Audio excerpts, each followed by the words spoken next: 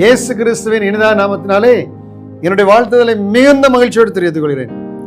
இன்றைக்கு கூட எரேமியா 15:20-21 நான் உங்களுக்காக பிரசங்கிக்கலாம் என்று சொல்லி விரும்புகிறேன்.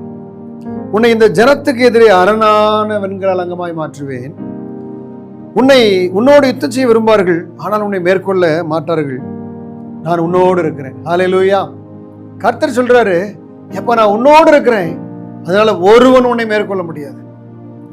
இந்த ஜனத்துக்கு எதிராக உன்னை வெண்கல அலங்கமாய் மாற்றுவேன். அலங்கம் என்றால் என்ன? மதில் சுவர், கோட்டை சுவர். கோட்டை சுவரையே ஈஸியா உடைக்க முடியாது.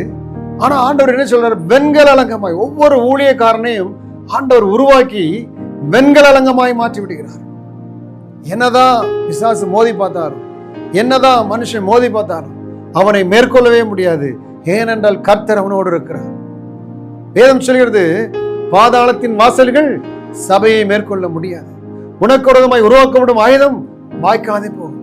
இஸ்ரவேலுக்கு விரோதமாய் மந்திரவாதம் இல்லை, யாக்கோபுக்கு விரோதமாய் குறி சொல்லுதலும் இல்லை. எஸ், எந்த மந்திரவாதமோ, எந்த குறி சொல்லுதலோ, எந்த பில்லி சூனியமோ, எந்த ஏவலோ ஊழியர்களுக்கு முன்பாக நிற்க முடியாது.